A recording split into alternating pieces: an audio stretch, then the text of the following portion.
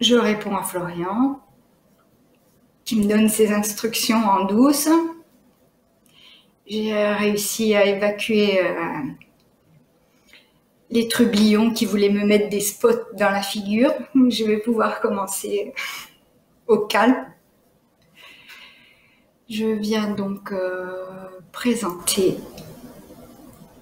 mes romans qui ont été publiés il n'y a pas très longtemps. Les deux premiers sont des romans que je persiste à appeler des feel good, même si on me dit que ce sont des romans qui ont des côtés un peu sombres. Alors, il y a Souris des villes, voilà, c'est à l'envers. C'est l'histoire d'une jeune femme qui arrive en ville et qui est vraiment perdue, solitaire, malheureuse et qui va devoir s'adapter. Et le livre raconte, je pense avec humour, des histoires qui lui arrivent, c'est sous forme de petites scénettes en fait. Chaque chapitre explique une aventure qui lui arrive et qu'elle regarde avec son œil de Candide puisqu'elle n'a jamais habité en ville et donc elle est un peu décalée. Et les aventures qui lui arrivent et les personnages qu'elle rencontre vont lui permettre de s'améliorer et de sortir de sa triste vie. Donc c'est pour ça que je continue à les appeler des feel good, ces romans, parce qu'ils traitent de sujets graves, mais sur un côté que je veux toujours joyeux et optimiste. Donc le deuxième s'appelle Oiseaux des îles, avec une belle couverture de Céline. Ah, c'est tout à l'envers, c'est trop dur.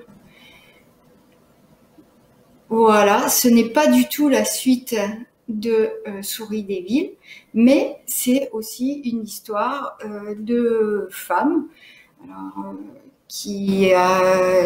celui-ci, c'est l'histoire d'une femme qui, le premier chapitre commence sur son réveil après un suicide.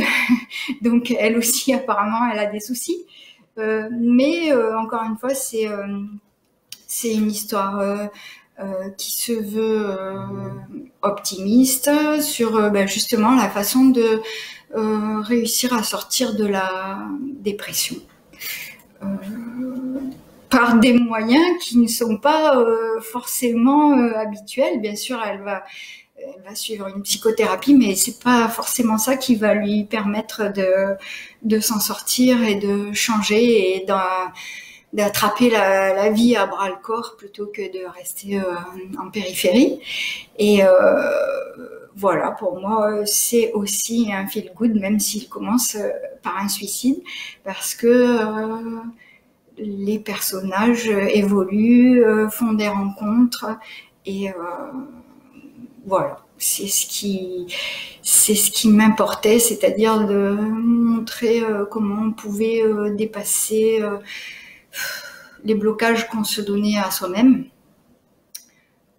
en prenant ce que la vie peut nous offrir. Voilà, je sais pas si j'ai fait une bonne... Bon, je dis hello à tout le monde, hein, je vois tout le monde qui apparaît petit à petit. Je continue à faire ma présentation en attendant vos questions. Et enfin, je vous présente mon petit dernier, mon petit chéri. Alors lui, c'est mon petit chéri parce que c'est en vérité mon premier roman qui a été écrit il y a 10 ans. C'est un roman jeunesse. Donc celui-là s'appelle L'héritier des sables. Il fait partie comme vous voyez, d'une chronique, les chroniques du monde or. C'est un roman jeunesse de science-fiction. Alors, il a une super belle couverture, attendez, de Nicolas Jamono. Oui, oui, c'est un roman de science-fiction. Il y a des vaisseaux volants. Et parce que beaucoup de gens pensent que c'est un roman de fantasy parce qu'il y a des combats à l'épée et un petit côté ésotérique qui fait penser à de la magie. Mais il se situe vraiment dans notre futur et sur notre planète avec tous les dégâts que pourrait causer ce qu'on nous prédit, c'est-à-dire l'assèchement de la Méditerranée, la montée des océans, la fonte des glaciers, le nucléaire, enfin toutes les horreurs qu'on nous prédit sont arrivées. Et il y a des sociétés qui ont réussi quand même à survivre et c'est pour ça qu'elles elles se sont développées et elles sont arrivées au niveau à peu près médiéval. C'est pour ça qu'elles en sont à ces histoires d'épées, de chevauchés et, euh, et de petites guerres entre tribus. Et c'est surtout l'histoire de héros adolescents. Donc là, c'est un premier volume qui était vraiment trop énorme pour être publié. Donc je l'ai séparé en deux. Il va y avoir deux volumes sur Aquilam, qui est le premier héros, puis deux volumes sur deux autres personnages, puisque au départ c'était une trilogie qui va se transformer en 6 volumes. Et voilà, pour moi c'est surtout un roman initiatique où les personnages vont être obligés, une fois encore, de se dépasser, de sortir de leurs idées reçues, de rencontrer des peuples qui ne vivent pas comme eux, de découvrir que ce qu'on prenait pour des légendes, c'est la réalité. Et outre le fait que ces personnages ont une quête personnelle à mener, ils ont surtout un dépassement de soi et des choses à découvrir qui vont leur permettre à la fois, bien sûr, de sauver le monde, puisque ce sont des héros, mais de dépasser tous leurs a priori et de devenir meilleurs. En fait, c'est le même sujet que mes romans feel good, à part que ça passe par la science-fiction et un monde vraiment imaginaire, enfin un monde futuriste qui reprend notre société et bien sûr qui pointe du doigt les défauts et les qualités qu'on peut essayer de mettre en valeur dans nos sociétés. Voilà, bon, j'arrête de parler toute seule. Je pense que j'ai présenté mes 3 romans pour l'instant sur le marché, puisque donc vous avez compris que Aquilam a 5 suites sous le coude. Pour ceux qui ont commencé à le lire, ne vous inquiétez pas, tout est déjà écrit, donc vous ne restez pas en suspens à la fin de cet épisode. Vous aurez l'occasion d'avoir la suite des aventures. Et les autres romans se lisent par contre sans avoir... vous n'êtes pas obligé de tous les acheter pour comprendre. Et il tourne autour d'un univers qui m'est cher, c'est la résilience. C'est-à-dire comment arriver à vivre malgré ce qui a pu nous arriver. Voilà. Donc, maintenant, si vous avez des questions, je me propose d'y répondre et d'arrêter de soliloquer, c'est trop bizarre.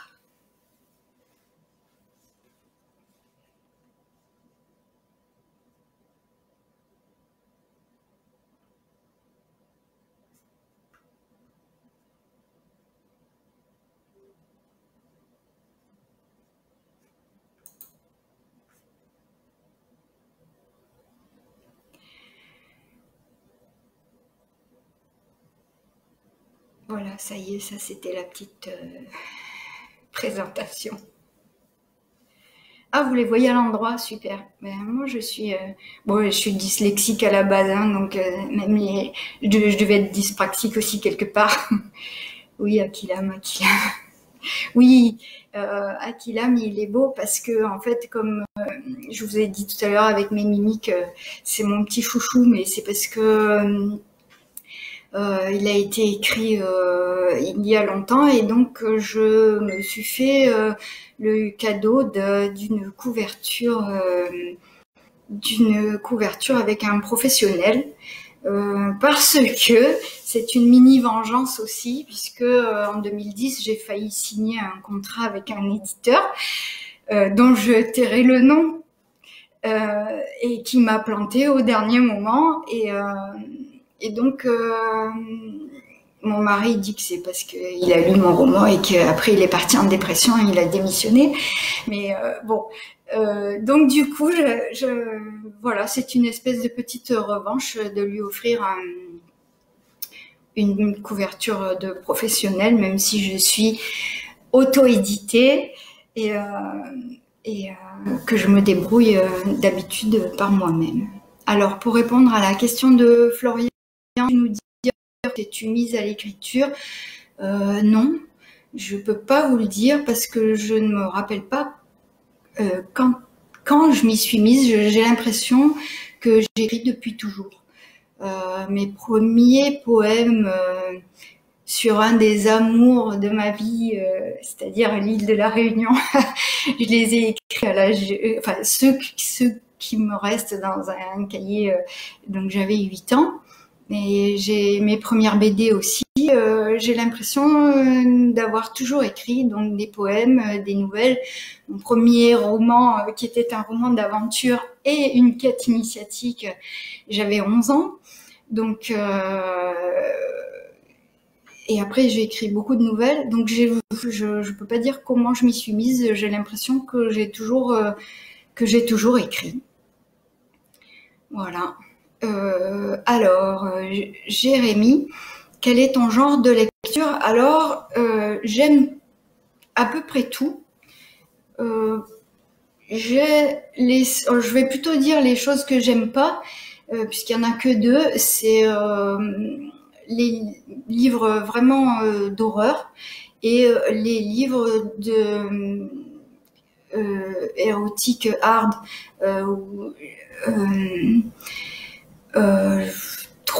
Pas trop violent, mais trop pervers. Voilà. Sinon, je lis tout. Les polars, les romances, les biographies, ouais, j'en lis. C'est vrai que je vais pas naturellement, mais j'en lis quand même. Les romans historiques, le théâtre, la poésie. J'ai pas de genre de prédilection. Peut-être les polars, la romance et l'historique. Donc c'est pas un genre.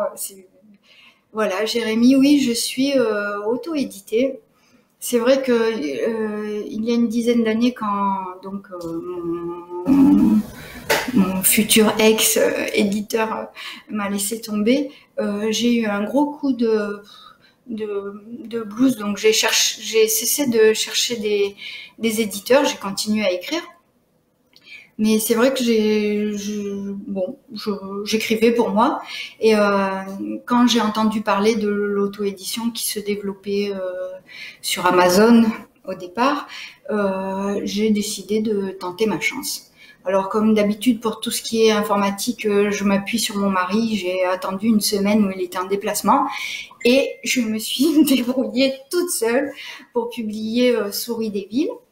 Et puis ensuite, après avoir fait quelques salons ou alors avoir été aussi refusée dans beaucoup de salons en tant qu'auteur auto-édité uniquement sur Amazon, et puis aussi après avoir rencontré beaucoup de lecteurs qui ne voulaient surtout pas acheter mes livres parce qu'ils étaient sur Amazon, je les ai inscrits aussi sur la plateforme Bookelys. une façon de contourner l'exclusivité Amazon. Et comme ça, avec Bookelis, ils sont aussi accessibles à la commande en librairie ou sur le site de Bookelis ou à la Fnac ou à Cultura. Ou, voilà, ils disent qu'ils ont 5000 librairies qui distribuent les livres. Il est aussi référencé sur Dilicom, qui est la plateforme des libraires et des éditeurs, etc. Et donc, comme ça me permet de rétorquer aux gens qui aiment pas Amazon qu'ils peuvent aussi l'acheter sur un site français. Je continue quand même à être fidèle et à publier mes livres sur Amazon parce que leur prix éditeur et leur délai de livraison, à part en ce moment évidemment, sont exceptionnels. Donc voilà, en auto-édité, on n'a pas de sponsor, c'est notre argent personnel qu'on utilise, donc voilà. Comme en tant que cliente sur Amazon, j'achète parce que je trouve des choses moins chères, même si je suis pour la production française. Bon, voilà, je fais en fonction de mes économies. Merci pour vos compliments. Voilà. Jérémy, est-ce que j'ai un rituel d'écriture? Pas vraiment. J'écris presque tout le temps. Je suis souvent assaillie par les idées, donc parfois je me relève même la nuit. Mais sinon, j'ai pas d'horaire. Je me dis pas de telle heure à telle heure j'écris. Il y a des jours où je n'écris pas du tout, parce que j'ai plein d'autres passions. Je peins, je fais beaucoup de photos, je dessine, je cuisine, je jardine. Non, je fais tout crever, mais je persiste. Donc, du coup, j'ai pas un rituel. C'est vrai que souvent, quand je commence un roman, je l'écris d'une traite. C'est-à-dire je vais pas me mettre à peindre un tableau à ce moment-là, à moins que quelqu'un me fasse une commande. Mais quand j'ai une idée, en fait, en général, les idées se bousculent dans ma tête. J'ai toute la trame qui me vient presque, pas instantanément, mais vraiment du début à la fin, je me dis, il faut que j'écrive ça. Donc c'est vrai que quand je commence à écrire, j'ai tendance à ne faire que ça. C'est-à-dire dès que j'ai 5 minutes à la plage, dans mon lit, dans la cuisine, voilà. Mais sinon, j'ai pas un rituel précis avec une musique ou avec un bureau, un endroit précis, etc. Voilà. Où trouves-tu ton inspiration? Me demande Sabi. Alors, pour mes romans, on va dire de littérature féminine, pour parler français au lieu de dire feel good, la plupart du temps, dans mon entourage, en fait, dans toutes les anecdotes qui apparaissent dans mes romans de littérature féminine sont la plupart du temps authentiques, transformées, souvent édulcorées. Parfois, ce sont des scènes auxquelles j'ai assisté ou qui me sont arrivées, mais que je transforme évidemment. Souvent, les gens sont étonnés quand je leur dis ah mais telle scène, elle s'est produite, mais même de façon bien plus grave que ce que je raconte dans le livre. Donc, ce qui m'inspire, c'est ça, c'est souvent les situations insolites ou alors horribles qu'on me raconte, que je vois ou que j'ai pu vivre. Par exemple, dans Oiseaux des îles, ça raconte l'histoire d'une prof de français. Donc forcément, toutes les scènes, absolument toutes les scènes qui se passent dans le collège sont vraies, mais voire édulcorées. C'est-à-dire, j'ai enlevé plein de gros mots et plein de choses horribles, et j'ai laissé que les choses que je trouve, que j'ai essayé de rendre amusantes. mais parfois c'était pathétique. Et donc voilà, souvent je m'inspire du quotidien et je fais en sorte de, c'est-à-dire des petites anecdotes qui sont arrivées des années durant, je les ai condensées dans un livre. C'est vraiment ce qui a donné naissance à Souris des villes, ce sont ces petites anecdotes. Je me suis vraiment dit, il faut que je le raconte, quoi. C'est pas possible. L'histoire du petit chien avec la poussette, c'est une des anecdotes qui a fait que je me suis dit, bon, il faut que je le raconte, il faut que je le mette en scène, il faut que je fasse quelque chose pour faire rire les gens comme j'ai pu rire avec des scènes du quotidien. Voilà. Ensuite, je continue à chercher depuis quand écris-tu? Donc, j'ai répondu, Marie-Claire, à cette question. J'ai l'impression que j'écris depuis toujours. Si les plus vieux textes que j'ai, ils datent de 1977. Voilà. Je vous ai presque dit mon âge du coup. Et voilà. As-tu des salons de prévus? Eh bien oui, Jérémy, j'avais des salons de prévus, mais ils sont tous annulés, évidemment, avec les événements actuels. J'étais super contente de faire le salon d'écriture plurielle à Lyon parce que en fait Souris des villes se passe dans une grande ville que je nomme pas mais qui ressemble fortement à Lyon, et parce que j'ai vécu une dizaine d'années dans cette belle ville, et je devais aller au salon de Marignane. Mais donc, je suppose qu'il va être annulé puisque la plupart des salons sont annulés. Je devais aller à Perpignan. Je suis une globe-trotteuse des salons. Même si je vends pas grand-chose en salon, j'adore aller de partout, rencontrer des gens. Alors, la plupart du temps, je rencontre pas des lecteurs, mais je rencontre d'autres auteurs, et je trouve ça super. Voilà, on fait du troc, on fait des échanges de livres quand on n'arrive pas à vendre, et parfois on rencontre quand même des lecteurs où on arrive à discuter. Alors c'est vrai que souvent, pour revenir sur les salons, on rencontre souvent des lecteurs qui sont venus en famille ou qui sont venus pour acheter des livres pour leurs enfants.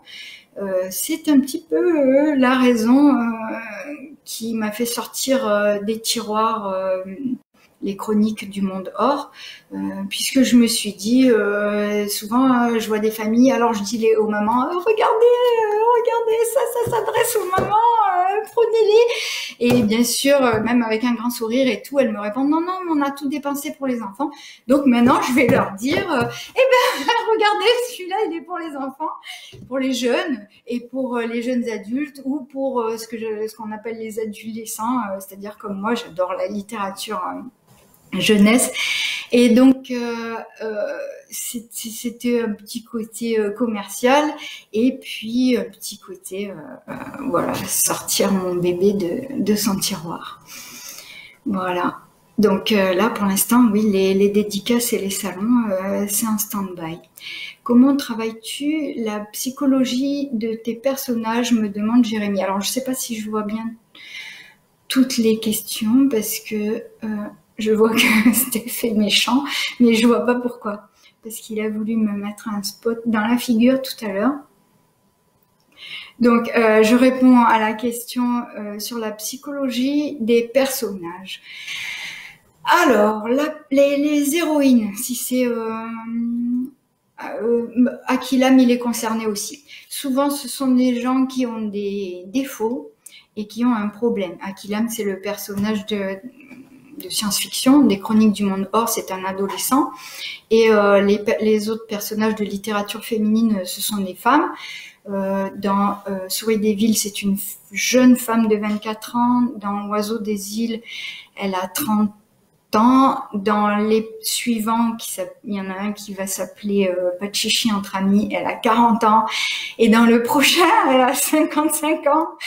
Bientôt, voilà. Donc, ce sont des héroïnes à des étapes différentes de leur vie et à des moments donnés de leur vie où elles sont emmurées dans un problème, des problèmes personnels. Donc il y en a une, c'est des dégâts causés dans l'enfance, dans Souris des villes. Dans Oiseau des îles, c'est sa dépression due à son travail de professeur, à un déchirement, son déracinement, puisque elle vient d'une île et elle doit habiter, s'adapter aux hivers rigoureux de la métropole. Dans les suivants, il s'agit d'un divorce, d'un veuvage, etc. Bon, elles ont tout un problème. Et Akilam, lui, c'est un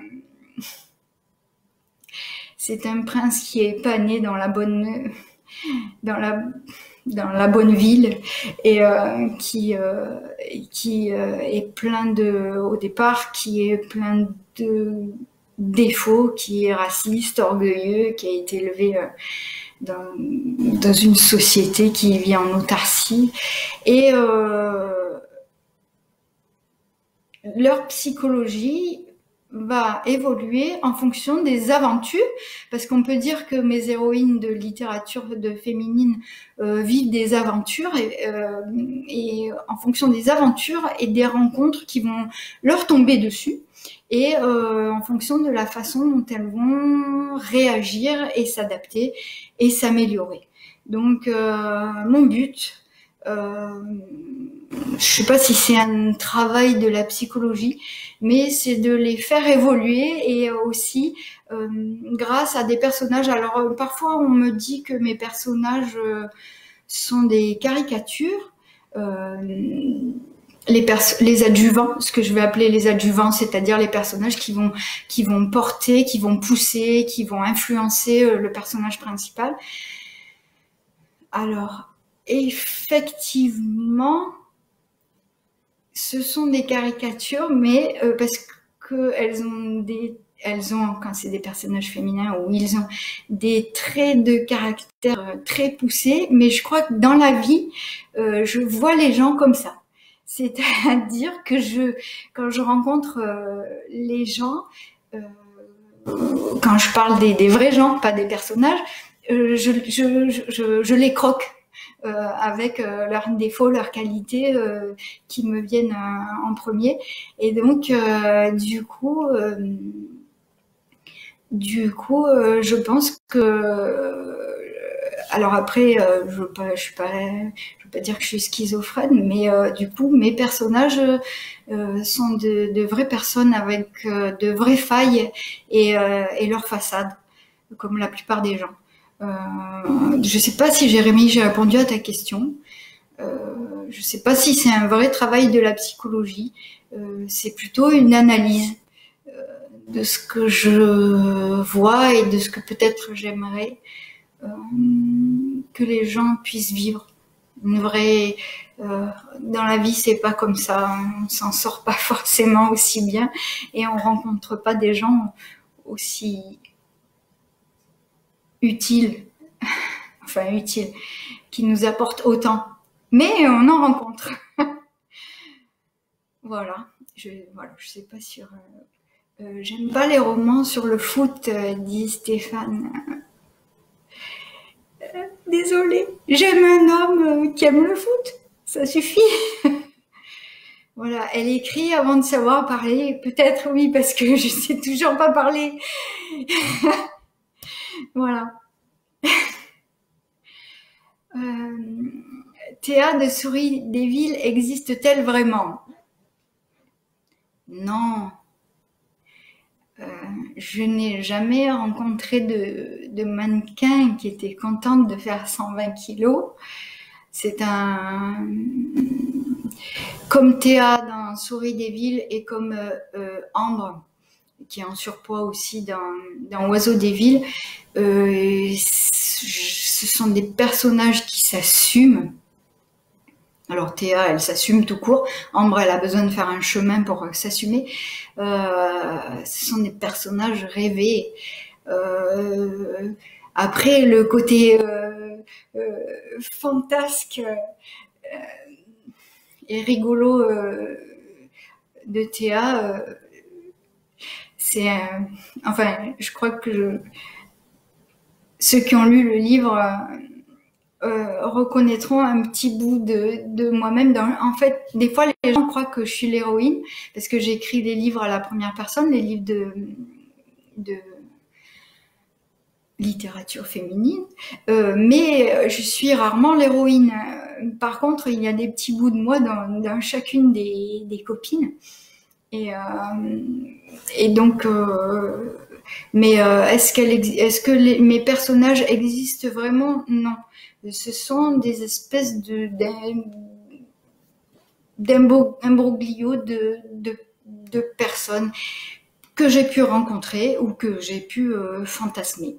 Je parle pas, je ne parle pas des personnages masculins dans Oiseau des îles. Non, ce n'est pas un fantasme. C'est un personnage nécessaire pour aider Ambre à sortir de son marasme. Voilà. Florian, les auteurs qui peuvent m'inspirer. Alors, il vaudrait mieux pas, parce que mes auteurs préférés sont Balzac, Zola, les auteurs du 19e. J'adore les descriptions, j'adore le vocabulaire, j'adore les mots. Donc, j'espère que, comme la plupart des gens les trouvent très barbants, j'espère que... Mais leur façon d'aller au fond des choses, des personnages, des objets me fascine. Donc c'est pas tant qu'ils ont pu m'inspirer, mais ils m'ont nourri depuis très longtemps. La première fois que j'ai lu Au bonheur des dames, j'avais 10 ans. J'étais en train de faire cuire la confiture. Ça me gonflait d'avoir à tourner. Ma mère me disait de tourner la confiture pour pas que ça accroche. Et donc donc ça accrochait quand même, parce que c'est un souvenir à la fois olfactif et intellectuel, Émile Zola. Et je me plonge j'y suis quoi quand je lis des romans du 19e siècle. Donc je m'en inspire pas puisque je prétendrai jamais ça, mais ils m'ont baigné de mots. Après, pour la science-fiction, j'ai baigné aussi j'ai baigné dans la littérature, donc c'est facile. Mais pour la science-fiction, j'ai baigné dans une littérature qui peut peut-être paraître désuète. J'adore Robert Heinlein et Ira Levin. Alors, sûrement des inconnus pour vous, pour la plupart des gens.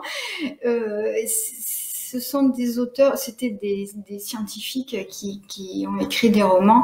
Et ce que j'aime dans leur littérature, c'est qu'on a l'impression... Alors, c'est des auteurs qui ont écrit... Robert Heinlein, il écrivait dans les années 40, donc sa science-fiction, elle est à l'heure actuelle, en fait, et qui écrivait d'une façon très réaliste. Et c'est vrai que ce que j'aime bien dans la science-fiction, c'est qu'on n'a pas l'impression de lire de la science-fiction.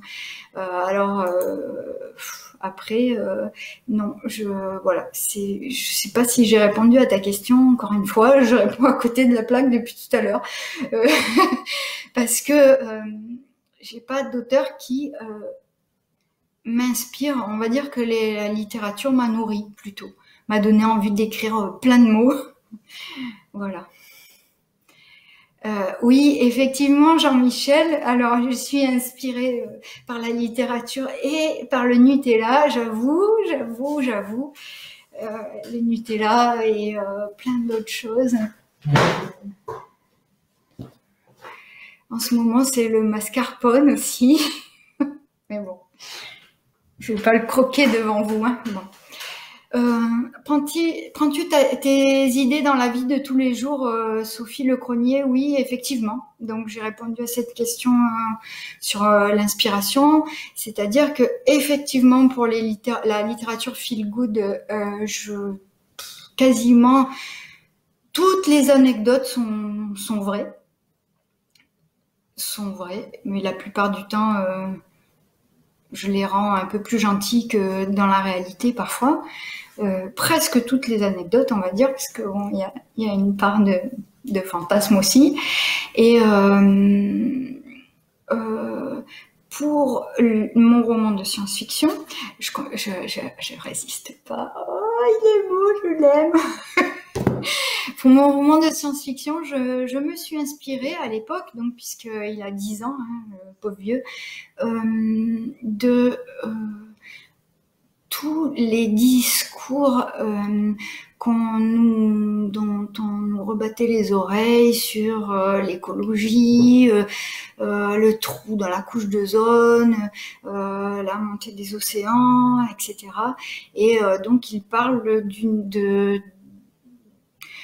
d'un monde, c'est-à-dire ça se passe sur la planète Terre. C'est pour ça que c'est pas un roman vraiment de fantasy, même si parfois il est classé dans la fantasy parce qu'il y a un petit côté ésotérique avec des pouvoirs, des prophéties, mais on va voir que chacune peut s'expliquer de façon scientifique. Stéphane, on ne rigole pas. Et donc ce qui m'a inspiré là, c'était plutôt les discours ambiants sur oh là là, attention, les océans vont augmenter de niveau. Donc dans mon roman, c'est ce qui se produit. Du coup, l'Amérique latine et l'Amérique du Nord sont devenues des îles. Oh là là, il y a un trou dans la couche d'ozone, donc c'est ce qui se produit. Les personnages ne peuvent plus se trimballer tranquillement dans le désert sans mourir grillés. Et évidemment, qu'est-ce qu'ils en font? Eh ben, ils en font des dieux, c'est-à-dire que il y a le méchant dieu Brûle qui s'attaque à la peau des pauvres humains. Et aussi, ce qui m'inspire, c'est alors on va pas dire la lutte des classes, mais c'est comment sur une même planète, il peut y avoir des personnes privilégiées, comme ceux qui sont dans le livre, dans les mégacités, qui ont été préservées de la guerre mondiale, qui ont été préservées de la radioactivité, etc. Et des peuples qui ne sont pas évolués ou qui sont évolués au niveau du Moyen-Âge ou qui sont plus ou moins, qui s'en sortent plus ou moins. Comment ces peuples peuvent vivre sur la même planète et comment est-ce que ils pourraient essayer de vivre mieux ensemble. Alors c'est de la science-fiction et pourtant c'est ce qui se passe sur la planète. Donc effectivement, Sophie, même pour la science-fiction, je m'inspire de ce qui m'entoure. Quel acteur pourrait incarner mon héros? Fabienne, je suppose que tu parles de Akilam. Je ne sais pas. Je ne sais pas, il me faudrait un jeune acteur androgyne. Voilà. Je ne sais pas. Après, pour incarner Hawkeye, qui est un mutant mi-homme, mi-requin, ça va être dur. Hein. Donc non, on me dit souvent, enfin les gens qui ont lu les chroniques du Monde Or me disent ah, il faut que tu l'envoies à Luc Besson, il faut en faire un film. Mais c'est Luc Besson qui choisira les acteurs, voilà. Alors Laurel, peut-être as-tu déjà dit, as-tu un métier à côté de l'écriture? Eh oui, l'écriture. À 1 euro par livre ou 1,50 € chez Bookelis et 4 € chez Amazon ne fait pas bouillir la marmite. Et donc oui, j'ai un autre métier en journée en ce moment, c'est celui d'assistante maternelle. Voilà. Donc, mon mari est toujours le héros. Non. Non, c'est des héroïnes, Stéphane. C'est des femmes. Voilà. On sent le vécu dans tes anecdotes, dit Marie-Claire. Oui, et effectivement. Alors, c'est pas forcément, je raconte pas forcément des choses qui me sont arrivées. À part, comme je disais, pour les romans, le roman Oiseau des îles, qui se passe dans un collège à un moment, puisque l'héroïne est professeure et elle vient de l'île de la Réunion. Alors effectivement, moi, je ne suis pas réunionnaise, mais j'ai vécu là-bas 10 ans, et enfant en plus. Donc forcément, tous les petits passages, tous les petits flashbacks sur son enfance, ça sent le vécu, même si c'est pas forcément des choses vraies. Et les passages dans le collège sont des anecdotes vécues aussi, puisque fut un temps, pendant certaines années, j'ai été professeur de français. Donc, bon, c'est très édulcoré, hein, c'est pas du tout l'histoire de ma vie. Je m'en suis servie uniquement pour utiliser des anecdotes. Voilà, littérature féminine riche en expériences vécues, chargée d'humour. Alors oui, hein, en général, je suis ironique. Alors j'essaye d'être plus, de développer mon humour plus que l'ironie qui parfois passe mal. Donc, ben oui, j'essaye de, quand c'est pas des anecdotes qui me sont arrivées, j'essaye de témoigner quand même de choses que j'ai vues et que j'avais besoin de partager. Souris des villes, un feel good intelligent qui fait du bien. Merci Sylvie, c'est trop bien. Tous ces talents cumulés, c'est trop dur pour une seule personne, dit Marie-Claire. Alors, comme disait ma grand-mère, elle doit sûrement être plus grande en dedans qu'en dehors, vu que je fais 1m56. Effectivement, je bouillonne. Je bouillonne, alors il faut que ça sorte. Soit que ça s'écrive, soit que ça se peigne, soit que ça se mange. Mais voilà, oui, j'adore parler, c'est pour ça que j'aime les salons. Steph, oui, c'est vrai. Alors mon mari m'accompagne dans les salons. Alors on fait un jour salon, un jour on visite la France. On se fait des week-ends en amoureux comme ça. C'est vrai, je suis tellement timide que je n'arrête pas de parler. D'ailleurs, vous pouvez vous en rendre compte, n'est-ce pas? Et c'est une façon, c'est une espèce de bouclier. Désolée. Voilà. Les lecteurs viendront au fur et à mesure. Oui, je pense quand on est auto-édité, il faut pas arrêter d'aller à la pêche au lecteur. Il faut une grande volonté, rien n'est prémâché. Mais c'est chouette. Enfin, j'aime bien cette expérience, en fait. Voilà. Alors, la souris fait des siennes. Quelle bonne idée d'avoir sorti Aquilam du tiroir. Alors, je réponds à mon lecteur ado Mathéo, qui donne sa vision d'ado, parce que toutes les autres personnes que je connais qui ont lu les chroniques sont des adultes, des adolescents. Donc oui, tu vas pouvoir le relire parce que je l'ai complètement remanié, puisque Aquilam, donc c'est un monstre de 1800 pages qui au départ était une trilogie et qui est donc venue maintenant une saga, et j'ai retravaillé chaque volume pour qu'il ait une unité, et le volume 1 et le volume 2 sont indissociables quand même, hein, puisque c'est vraiment une suite, mais l'héritier des sables a une unité logique, elle se passe dans un univers précis. Après, on change d'univers quand on ira dans le tome 2, la cité mythique.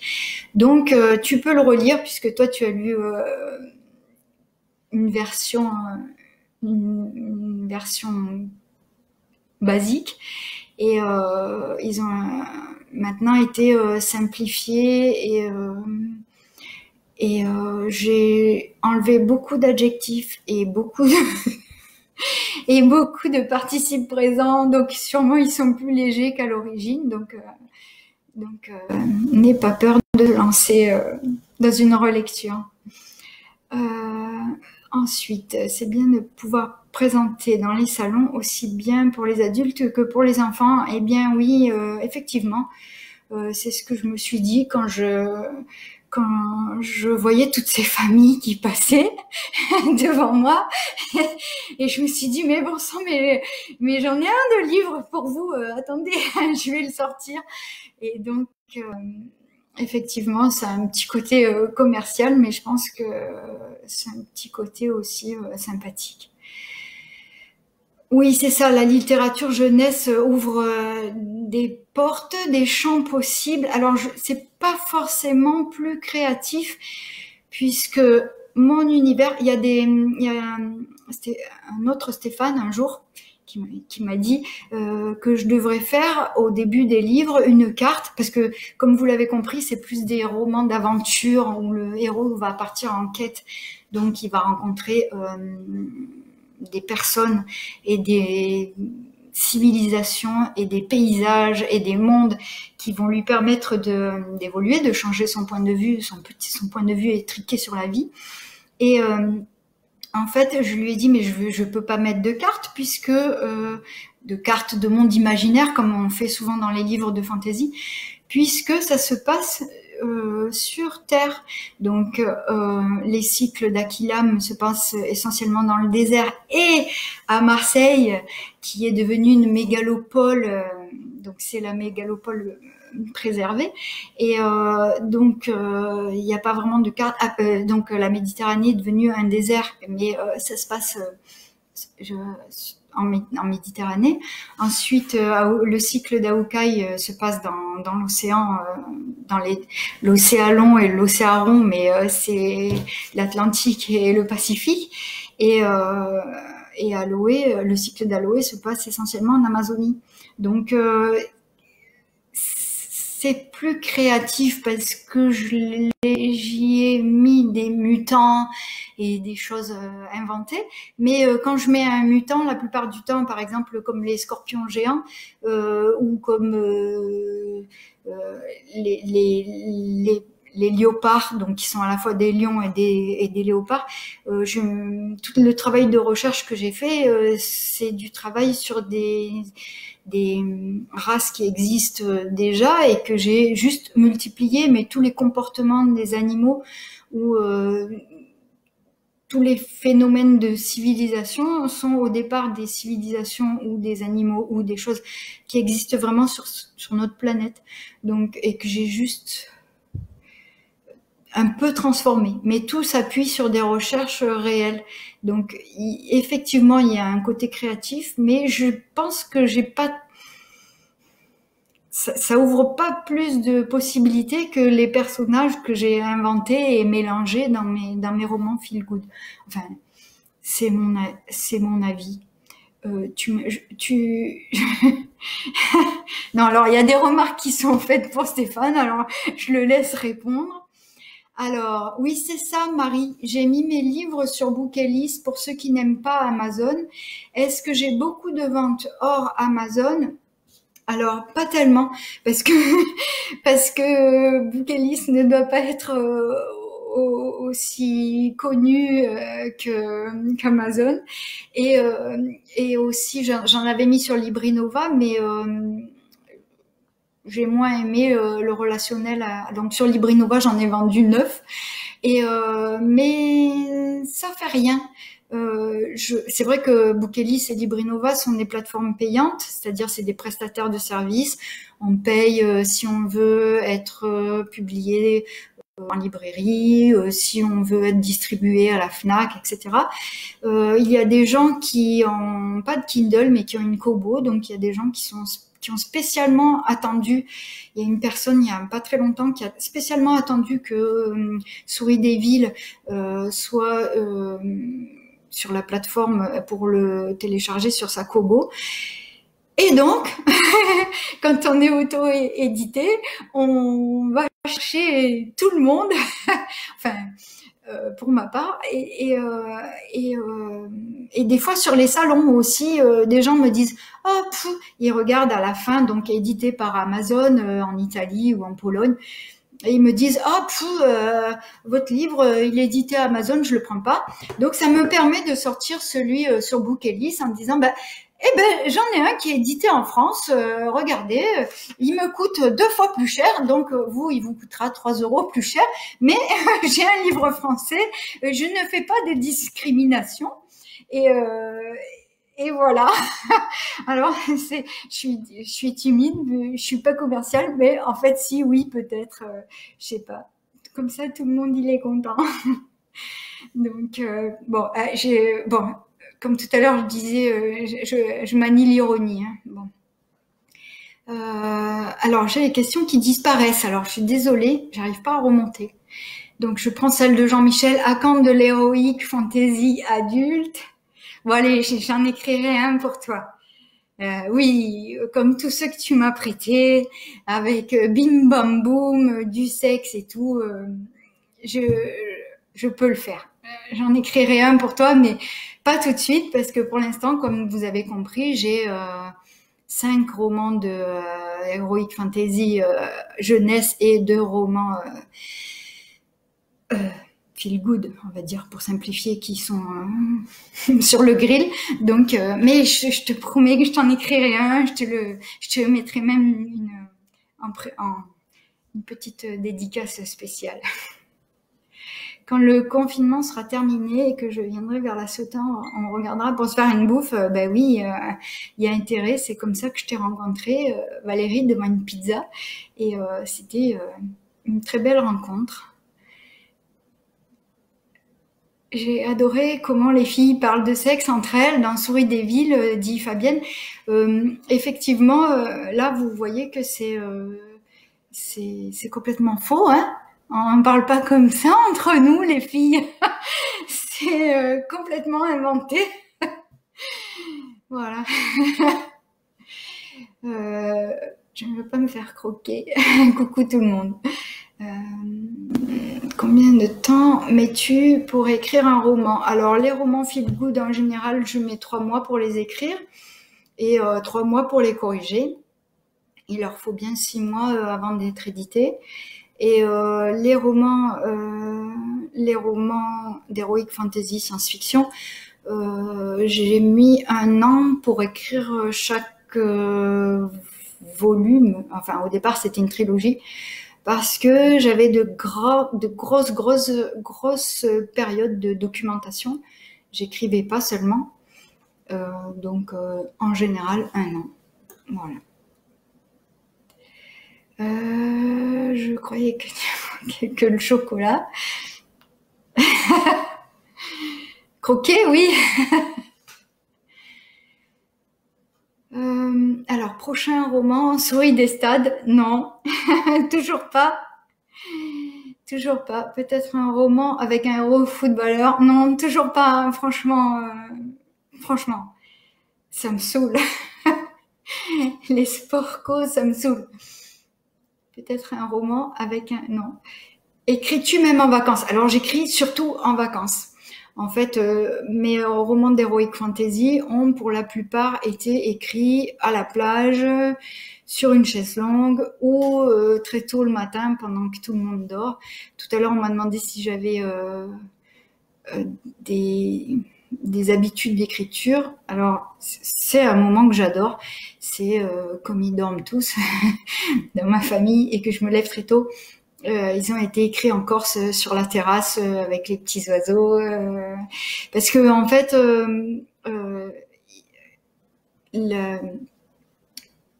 toute la trilogie, donc qui fait 1800 pages, a été écrite à partir d'une vision de la Corse que j'ai eue au printemps. la Corse toute en fleurs, et je me suis dit, en voyant les asphodèles, je me suis dit, oh, asphodèle, ça ferait un super nom pour un petit personnage qui soigne les autres grâce au secret des plantes, et alors ça se passerait dans la Méditerranée devenue un désert, et blabla, et blabla, et c'est parti. Et asphodèle est devenu aloe parce que finalement ça se passe pas que en Méditerranée, mais c'est devenu une trilogie mondiale. Mais la Corse et les vacances, c'est vraiment, vraiment comme vous avez peut-être pu le sentir dans les flashbacks de Souris des villes, c'est un lieu qui m'inspire dans la peau. Voilà, donc oui, j'écris beaucoup en vacances. Sinon, j'écris la nuit, j'écris le matin, j'écris à la sieste. Voilà, les personnages, oui, sont des mélanges de personnes existantes, c'est-à-dire c'est pas vraiment parce que des fois, voilà, quand Souris des villes est sorti, j'ai des copines qui m'ont dit ah, on va le lire, je vais me rechercher. Alors non, c'est pas une personne. Il y a des traits de caractère de personnes existantes qui se retrouvent dans certains personnages, des traits physiques qui vont avec des traits de caractère d'autres personnes. Des univers, c'est-à-dire les appartements de certaines personnes se sont retrouvés dans le livre, mais c'est pas, les personnages ne correspondent pas à une personne. Si les personnes dont je me suis inspirée peuvent se retrouver dans plusieurs personnages, tout comme je disais tout à l'heure que moi-même je suis un petit peu chacune des bonnes femmes. Par exemple, dans Oiseaux des îles. Ah, donc, comme il y a des gens qui arrivent maintenant, je ne résiste pas au plaisir de montrer mes livres qui sont arrivés, même pendant le confinement. Je suis allée par le grillage dans un sachet plastique récupérer le livre de mon voisin. C'est bête, il y a des reflets. Pour récupérer Akilam qui est arrivé parce que le mien il n'est pas arrivé. Donc il y a un petit bout de moi-même, donc dans Oiseaux des îles, il y a un petit bout de moi-même dans la copine, dans le personnage principal, dans la mamie qui adore faire la bouffe. Voilà, donc les gens ne peuvent pas se reconnaître en disant « Ah, tel personnage, c'est moi ». Voilà, bonsoir à tous ceux qui s'en vont parce qu'ils en ont marre. Ça fait 1 heure que je parle, donc oui, j'écris la nuit en dormant. Tu le sais, Stéphane, puisque des fois je me lève en me disant il faut que je me lève pour aller écrire ça, et puis après je reviens et j'arrive pas à m'endormir. Un film que j'aurais aimé écrire. Oui, c'est vrai que Au bonheur des dames, il est sorti en série.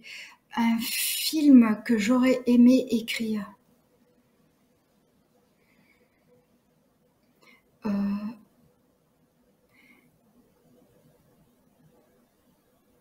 Le 5e élément. J'adore Besson.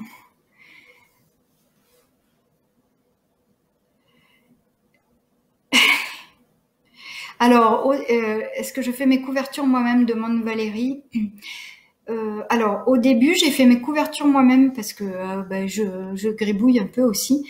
Et j'étais toute contente de dessiner les personnages avec leurs traits de caractère sur la couverture, en me disant super, quand on va lire le livre, on va retrouver tel et tel personnage. Donc, il y avait la rigolote, celle qui était timide, etc. Et c'était un petit peu dessiné façon BD parce que j'aime bien la collection Piment de chez France Loisirs avec ces petites bonnes femmes à qui il arrive plein d'aventures. Et donc j'ai fait mes couvertures moi-même. Et je me suis rendu compte sur les salons et aussi avec des remarques de futurs ex-lecteurs qui n'ont pas acheté le livre, que les gens croyaient que c'était de la littérature pour adolescents, ou alors croyaient que c'était vraiment du Sex and the City évaporé et un peu bébête. Et je me disais, mince, non, j'avais quand même un message à faire passer sur les traumatismes de l'enfance, sur la dépression, etc. Et donc, j'ai changé les couvertures de mes romans en faisant appel à des professionnels. Voilà, du coup. Et j'ai abandonné mes petites bonnes femmes. Il y en a qui les aimaient, mais souvent, la plupart du temps, les gens qui aimaient les couvertures, c'est parce qu'ils avaient lu le livre et ils retrouvaient les personnages avec justement une espèce de caricature de personnage sur la couverture. Alors, j'ai répondu à ces questions. Je fais défiler l'île de la Réunion, comme c'est... Ah oui, en fait, je vois arriver vos questions en décalé. Est-ce que ton entourage découvre une autre femme en lisant tes romans, voire plusieurs autres femmes? Une autre femme en moi? Non. Les gens savent que je suis schizophrène. Mon entourage sait que j'ai de multiples personnalités, donc je pense qu'ils ne doivent pas être étonnés. Peux-tu nous montrer quelques peintures? Allez sur mon blog Bricolorie, parce que là je suis dans ma cuisine. Parce que dans ma véranda, il y avait la pluie qui faisait trop de bruit. Donc, si vous voulez voir mes peintures, vous allez voir sur Bricolorie, Brico, L-O-R-I-E, et comme ça, vous verrez encore des facettes de ma personnalité, puisqu'il y a des peintures rigolotes, des peintures...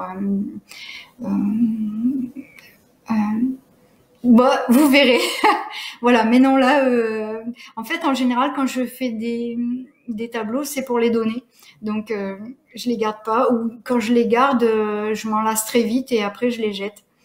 Sauf quand les gens me disent, ah ben non, donne-les nous. Donc, voilà. As-tu déjà fait un tableau sur mes livres? Oui. Et effectivement, Mathéo, j'ai dessiné le décor de... Ah!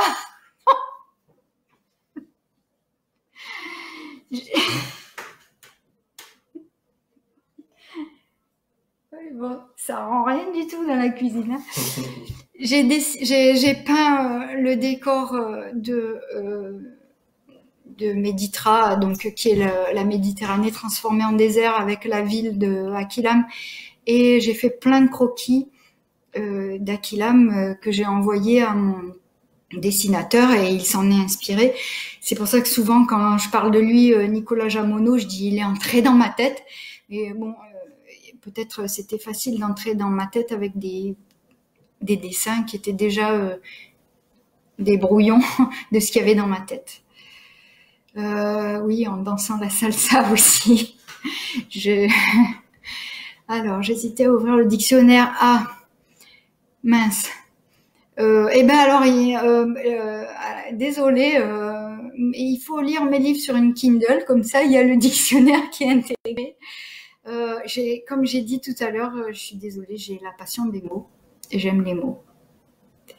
Oui, Jacques Laurent, je l'ai décelé en toi et j'ai l'impression que on s'est compris. Et oui, on a le même bouclier. Oui, je sais, Stéphane, je suis très timide. Oui, je sais qu'on ne dirait pas que je suis timide. Les gens me disent, oui, tu pourrais même parler au banc quand tu es toute seule au parc. Effectivement, mais c'est une façon c'est une façon de créer du lien. Et une fois qu'on a créé du lien avec les gens, on se dit, maintenant c'est mes copains, donc ils vont pas m'étrangler, ils vont pas m'attaquer, hein. Et voilà. Donc, à quand la suite des chroniques? Au mois de juin. La Cité mythique va sortir. En fait, dès que mon dessinateur aura dessiné la couverture, puisque de toute façon, ils sont tous écrits. Après, je ne vais pas les sortir tous d'un coup pour ménager le suspense. Des livres pour les femmes, des livres pour les ados, oui, des livres pour les hommes. Alors, il y a plein d'hommes qui lisent mes feel good. Voilà. Bon allez, oui. Alors, je vais pas parvenir. Oui, effectivement, je suis bavarde. Je vais pas pouvoir répondre à toutes les questions parce qu'on m'a dit que ça durait une demi-heure et donc je vois que je vous saoule depuis 1 heure. Donc, je vais peut-être arrêter là et à répondre à vous. Ça n'arrête pas de défiler. Je vais répondre à vos questions par écrit. Et je vais vous laisser aller prendre l'apéro parce qu'en plus, c'est dimanche. Alors, c'est vrai que je vais peut-être avoir un apéro en FaceTime avec mes copains de la salsa. Donc, et puis, ah oui, non, à 20h, il n'y a pas Édouard Philippe, il y a Florian qui va faire un live. Donc, je vais vous laisser vous restaurer et je vais vous laisser tranquille et répondre à toutes. Oh là là, il y a un pied de questions que je suis trop bavarde, effectivement. Donc, je vous fais de gros bisous. Je vous remercie d'être tous là et de m'avoir supporté. Et puis, je vais interrompre donc cette vidéo et répondre à vos questions par écrit. Si vous voulez voir cette vidéo depuis le début, et apparemment elle sera sur YouTube, mais je n'y comprends rien, donc demandez à Florian. Et puis voilà, plein de gros bisous. Au revoir.